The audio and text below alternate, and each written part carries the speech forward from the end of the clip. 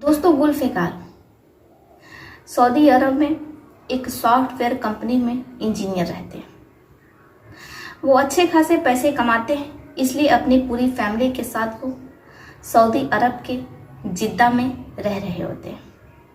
गुल्फ़िकार जिनकी 3 बेटियां होती हैं और 2 बेटे होते हैं। गुल्फ़िकार की बेगम यानी कि उनकी बीवी का नाम अफशा रहता है। परिवार में सब कुछ बहुत अच्छा चल रहा होता है। गुल्फ़िकार बहुत अच्छे पैसे कमा रहे होते हैं। उनकी तनख्वाह लगभग 11 रियाल होती है, इसलिए उनके बेटे और बेटियां जिद्दा के सबसे महंगे स्कूल में पढ़ रहे होते हैं। परिवार में सब कुछ बहुत अच्छा चल रहा होता है।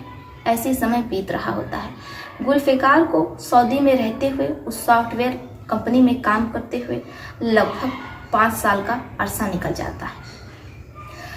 लेकिन तभी एक दिन गुल्फ़िकार की बेगम अफशा के मोबाइल पर एक फ़ोन आता है। जैसे ही अफशा फ़ोन उठाती है, उनकी पूरी ज़िंदगी ही बदल जाती है। अफशा बिना किसी से कुछ बताए वो थाने पहुंच जाती हैं। जैसे ही वो थाने पहुंचती हैं तो वहां अरबी पुलिस वाले अफशा को भी अरेस्ट करने लगते हैं। लेकिन अफशा सऊदी पुलिस से कहती है कि उन्होंने कुछ भी नहीं किया है। आखिर माजरा क्या है? वो गुल्फ़िकार की बीवी है और ऐसे वो बिना इजाज़त उन्हें अरेस्ट नहीं कर सकते, जबकि वो मुजरिम नहीं है। और वो ये जानती हैं कि उनके शौहर भी मुजरिम नहीं है। वो लोग यहाँ जिद्दा में 5 सालों से रह रहे हैं और ऐसे में जो भी उनके शौहर के ऊपर इल्ज़ाम लगा है वो सरासर बेबुनियाद और झूठा है। अफशा जिन्हें इतनी अरबी तो आती है कि वो अरबियों से बातचीत कर सकें, लेकिन जो अरबी पुलिस रहता है वो अफशा की एक नहीं सुनता है। अफशा भी पढ़ी लिखी रहती हैं, जाहिर सी बात है। वो इतने सालों से सऊदी में रह रही हैं तो वहाँ का कानून भी वो जान जाती हैं, समझ जाती हैं। अब वो अपने एक वकील को फ़ोन करती हैं। वकील जान पहचान का रहता है, वो उनके शौहर गुल्फ़िकार का जिगरी दोस्त रहता है। अब जैसे वकील ये सुनता है तो वो भी थाने पहुंच जाता है। अब थाने में वकील में और पुलिस वालों में बातचीत होती है, लेकिन पुलिस वाले अफशा को तो छोड़ देते हैं, गुल्फ़िकार को वो छोड़ने को तैयार नहीं होते और कहते हैं कि इन पर चोरी का इल्ज़ाम है और ऐसे आपको तो पता है कि सऊदी का कानून क्या है, हम इनको छोड़ नहीं सकते। इधर अफशा जिनका रो रो करके बुरा हाल रहता है, उन्हें पता है कि अगर सऊदी में हमारे शौहर पर जुर्म साबित हो गया कि इन्होंने चोरी की है तो फिर उन्हें सीधा फांसी होगी, और फिर अगर गुल्फ़िकार को फांसी हो जाएगी तो फिर तीनों बेटियों की शादी कौन करेगा, जिम्मेदारी घर की कौन उठाएगा। वो ये सोच करके बहुत परेशान होती हैं। लेकिन जो वकील होता है जिसका नाम इफ्तिखार होता है, वो भी भारतीय मूल का रहता है। ऐसे में वो अफशा से कहता है कि देखिए भाभी जी, आप परेशान नहीं होइए, अगर आपके शौहर ने कुछ गलत नहीं किया है तो उन्हें सजा नहीं होगी। अब इफ्तिखार इंक्वायरी करता है, उस कंपनी में जाता है जहां गुल्फ़िकार काम किया करते थे।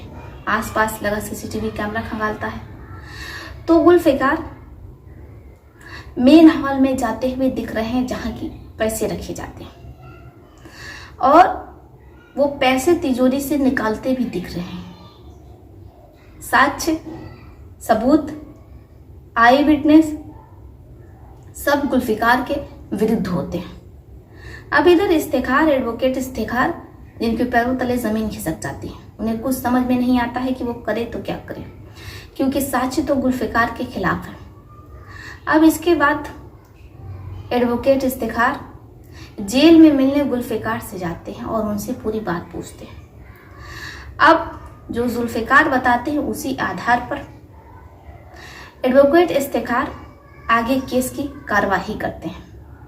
अब जब जज के सामने मुकदमे की सुनवाई होती है तो एडवोकेट इफ्तिखार पूरी बात जज के सामने रखते हैं कि मैं मानता हूँ वीडियो में ये साफ तौर पर देखा जा सकता है कि मेरे मुवक्किल गुल्फ़िकार तिजोरी से पैसे निकाल रहे हैं, लेकिन ये सच है, उन्होंने पैसे ज़रूर निकाले, लेकिन उन्होंने पैसे निकालने के बाद पूरे पैसे अपने अरबी को दे दिए।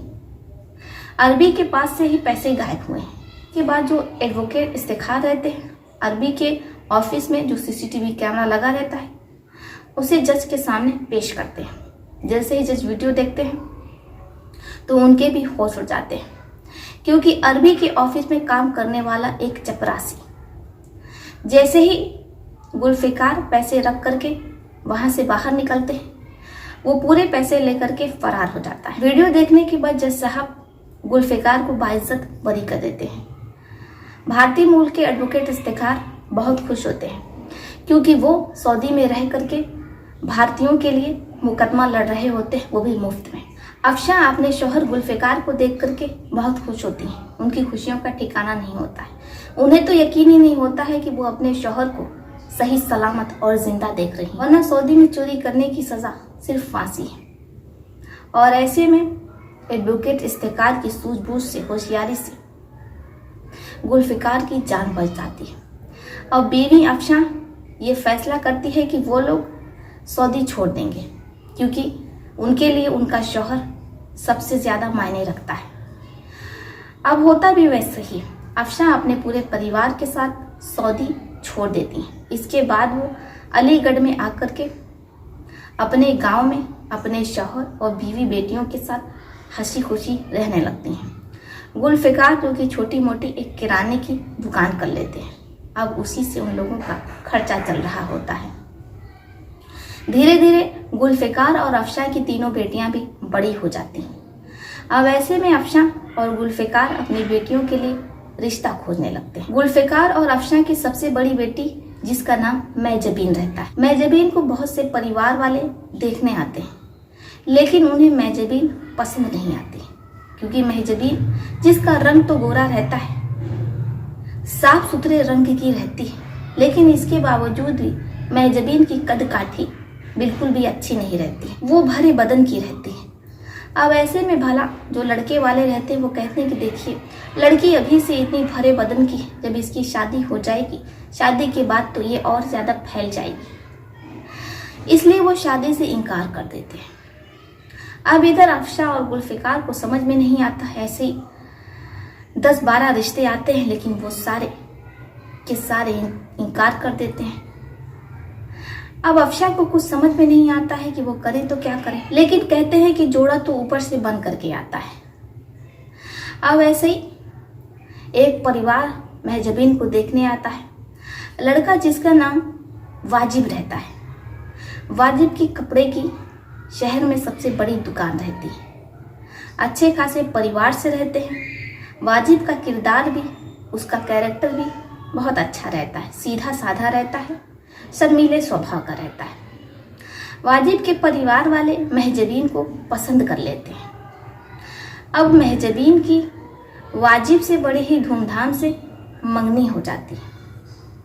महजबीन बहुत खुश होती है, क्योंकि अब कुछ ही दिनों बाद वो विदा होकर के अपने शौहर के, अपने दूल्हे के घर चली जाएगी, और फिर उसके साथ वो सब कुछ होगा जिसका सपना हर लड़की देखती है, और हर लड़की शादी के लिए बेताब रहती है कि कब उसके अम्मी अब्बू उसकी जल्द से जल्द शादी करेंगे, उसका हाथ पीला करेंगे। महजबीन और वाजिब दोनों के परिवार में शादी की तैयारियां बड़े ही जोरों शोरों से चल रही होती, लेकिन जिस दिन से महजबीन की मंगनी पक्की हुई थी, उसी दिन से महजबीन के अब्बू गुल्फ़िकार उसे एक कटोरी में शहद और दूसरी कटोरी में गुलाब जल ला करके देते और कहते कि बेटा इसे लगा लेना। महजबीन को कुछ समझ में नहीं आता है कि आखिर उसकी अब्बू उसे हर दिन गुलाब और फिटकरी लगाने को क्यों देते हैं। वो कुछ समझ नहीं पा रही होती। वो अपने अब्बू से भी पूछती है, तो उसके अब्बू कहते हैं कि बेटा अब तुम्हारा निकाह होने वाला है, इसलिए तुम्हें फिटकरी और गुलाब जल ज़रूर लगाना चाहिए। महजबीन अपने अम्मी से भी पूछती है, तो उसकी अम्मी उसे डांट देती है और कहती है कि देखो महजबीन, तुम्हारी ज़ुबान बहुत ज़्यादा चलने लगी है, तुम्हें सोच समझ करके अपने बड़ों से कुछ पूछना चाहिए। महजबीन कहती कि अम्मी, मैं रोज़ रोज़ के झंझट से परेशान हो चुकी हूँ, मैं फिटकरी और गुलाब जल क्यों लगाऊं, मैं नहीं लगाना चाहती हूँ, आखिर इसके लगाने से क्या होगा। अब्बू मुझे हर दिन एक कटोरी में गुलाब जल और दूसरी में फिटकरी देते हैं, महजबीन की अम्मी बड़े ही प्यार से उसे समझाती हैं और कहती हैं कि देखो, तुम्हारे अब्बू तुम्हारा भला चाहते हैं। जिस दिन तुम विदा होकर के जाओगी उस दिन तुम्हारे अब्बू तुम्हें पूरी सच्चाई बता देंगे और तुम्हें खुद ब खुद पता चल जाएगा जब तुम अपने दूल्हे के कमरे में बैठी रहोगी और तुम्हारा शौहर तुम्हारे पास आएगा। फिर तुम्हें इस गुलाब जल और फिटकरी के राज के बारे में पता चल जाएगा। अभी तुम ज्यादा परेशान ना हो क्योंकि अभी तुम्हारी शादी नहीं हुई है और ये बड़े लोगों की बातें हैं, इसे सिर्फ शादीशुदा लोग ही समझ सकते हैं। तुम तो अभी तक कुंवारी हो। अब महजबीन को भी कुछ समझ में नहीं आता है। वो अपने अब्बू के कहने पर हर दिन फिटकरी और गुलाब जल लगाया करती, लेकिन कहीं ना कहीं उसके मन में बार बार ये ख्याल आता है कि क्या शादी से पहले हर लड़की फिटकरी और गुलाब जल लगाती है। वो समझने की कोशिश करती है लेकिन समझ नहीं पा रही होती है। अब ऐसे ही समय बीतता जाता है। बारात आने में सिर्फ 3 दिन बचा रहता है, लेकिन तभी गुलफिकार के नंबर पर फोन आता है। गुलफिकार फोन उठाते हैं।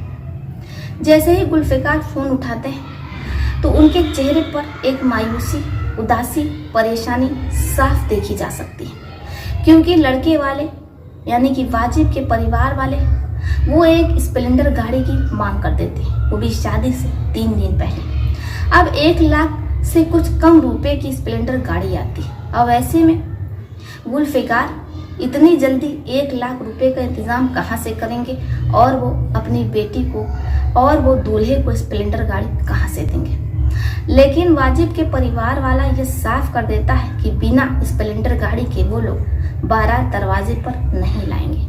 अब इधर कार्ड छप चुका रहता है, रिश्तेदारों में बढ़ जाता है। गुलफिकार करे तो क्या करें, उन्हें कुछ समझ में नहीं आता है। इधर अफशा भी बहुत परेशान रहने लगती हैं क्योंकि अब शादी में सिर्फ 3 दिन बचा है और ऐसे में ससुराल वाले फोन करते हैं और एक गाड़ी की मांग कर देते हैं। जब मंगनी हुई थी तो गाड़ी की कोई भी बात तय नहीं हुई थी, सिर्फ सोफा, फ्रिज और वॉशिंग मशीन तक ही बात तय थी और वो सब गुलफिकार लड़के वालों के घर पर पहुंचवा चुके थे। लेकिन अब एक नई डिमांड, वो भी डायरेक्ट 1 लाख रुपए की आ जाती है। अब गुलफिकार को कुछ समझ में नहीं आ रहा होता है कि वो करें तो क्या करें, इसलिए वो जिस पुश्तैनी मकान में रह रहे होते हैं उसे गिरवी रख देते हैं। अब जितने पैसे गुलफिकार को मिलते हैं, कुछ पैसे रखने के बाद वो 95,5600 रुपए की स्प्लेंडर गाड़ी निकलवा करके दूल्हे के दरवाजे पर पहुंचा देते हैं। अब दूल्हे का परिवार जुमेरात के दिन बड़े ही धूमधाम से बारात लेकर के महजबीन के घर पहुंचता है। महजबीन दुल्हन बनी बैठी रहती है, वो बहुत खुश रहती है, लेकिन कहीं ना कहीं उसके मन में बार बार ये उत्सुकता हो रही होती है कि आज उसे फिटकरी और गुलाब जल के राज के बारे में पता चल जाएगा। अब बारात दरवाजे पर पहुंच चुकी होती है। गुलफिकार और उनके दोनों बेटे, महजबीन के मामू, चच्चा बल्कि अब्बू, सभी लोग बारातियों के स्वागत में लगे रहते हैं, एक पैर से खड़े रहते हैं ताकि कोई कसर बाकी ना रहने पाए। होता भी वैसे ही, बारातियों की खिदमत बहुत अच्छे से होती है। अब निकाह का समय हो जाता है। महजबीन का निकाह वाजिब से, सबकी रजामंदी से हो जाता है। इसके बाद वाजिब महजबीन को लेकर के यानी कि अपनी दुल्हन को लेकर के रवाना हो जाता है। अब 1 घंटे का सफर तय करने के बाद महजबीन अपने ससुराल पहुंच जाती है। महजबीन को वाजिब के कमरे में बैठा दिया जाता है। महजबीन बहुत खुश होती है, लेकिन बार बार उसके मन में ये ख्याल आ रहा होता है कि आखिर उसके अब्बू ने विदाई के समय भी उसे नहीं बताया फिटकरी और गुलाब जल का राज क्या है। अब महजबीन बेड पर बैठी अपने शौहर के आने का, दूल्हे का आने का इंतजार कर रही होती है। रात के 9:45 बजे वाजिब कमरे में आता है। अब महजबीन का वो घूंघट उठाता है। महजबीन शर्मा रही होती है। वाजिब महजबीन को मुंह दिखाई के तौर पर शोकबंद देता है। शोकबंद की अरबी डिजाइन रहती है और महजबीन को अरबी डिजाइन बहुत पसंद रहती है। अब महजबीन और वाजिब के बीच वही सब कुछ होता है। जो कि एक लड़का और लड़की निकाह के बाद एक दूसरे के साथ करते हैं। ऐसी सुबह हो जाती है। वाजिब अपनी नई नवेली दुल्हन महजबीन से बहुत खुश रहता है, क्योंकि महजबीन अपने शौहर वाजिब को खुश करने में कोई कसर नहीं छोड़ती, कोई कमी नहीं छोड़ती। फिर वाजिब महजबीन की तारीफ करते हुए नहीं थकता है। महजबीन एक हफ्ते तक अपने शौहर के घर पर ही अपने ससुराल पर रहती है और वो अपने शौहर वाजिब को इतना खुश कर देती है कि वाजिब उसका दीवाना हो जाता है। महजबीन के आगे पीछे ही घूमता रहता है।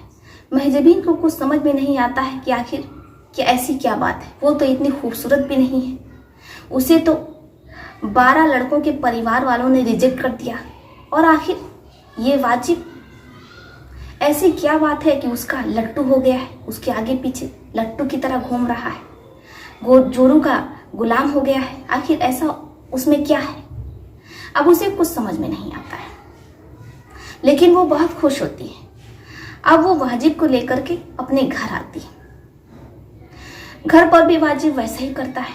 महजबीन ये सोचने पर मजबूर हो जाती है कि आखिर उसका शौहर उसकी उंगलियों पर बिना नचाए कैसे नाच रहा है। बाकी बीवियां तो इस कोशिश में लगी रहती हैं कि कैसे उनका शौहर उनके इशारे पर नाचे और सिर्फ उनकी सुने, लेकिन यहाँ पर बिना कुछ किए ही वाजिब उसके इशारों पर नाच रहा है। उसे कुछ समझ में नहीं आता है। अब वो अपने अम्मी अब्बू के पास जाती है, पूरी बात बताती है कि वो ससुराल में बहुत खुश है और उसे बहुत अच्छा शौहर मिला है जो उसके इशारों पर घूम रहा है। जब उसकी अम्मी अब्बू ये सुनते हैं तो हंसने लगते हैं और कहते हैं कि बेटा, वाजिब तुम्हारे इशारों पर नहीं घूम रहा है, बल्कि जो तुमने फिटकरी और गुलाब जल लगाया है ये उसी का कमाल है। यही तो राज है फिटकरी और गुलाब जल का।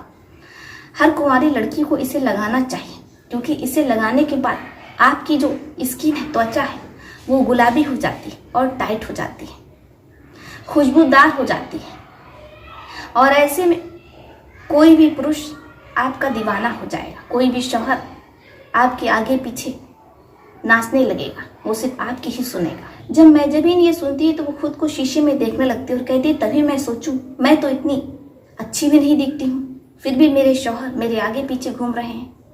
गुलफिकार कहते हैं कि देखो बेटा, सऊदी अरब की महिलाएं भी सिर्फ गोरी होती हैं, लेकिन उनका कोई नाक नक्शा नहीं होता है, वो इतनी सुंदर नहीं होती, लेकिन वो हमेशा फिटकरी और गुलाब जल का इस्तेमाल करती हैं जब वो कुंवारी रहती हैं, जब उनकी शादी होने वाली रहती है, क्योंकि फिटकरी और गुलाब जल का इस्तेमाल करने से आपके चेहरे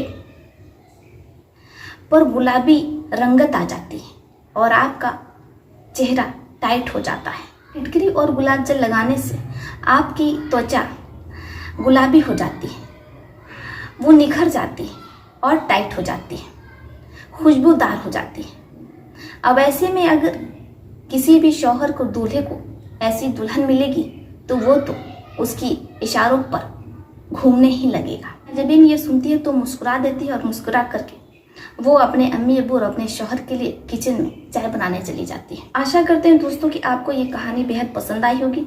आपका इस पर क्या सुझाव है, आप अपनी राय में कमेंट बॉक्स में लिख सकते हैं। तो चलिए फिर चलती हूँ, मिलती हूँ आपसे किसी और कहानी में। तब तक के लिए आप अपने परिवार का ध्यान रखिए। आदाब, सत श्री अकाल, नमस्कार।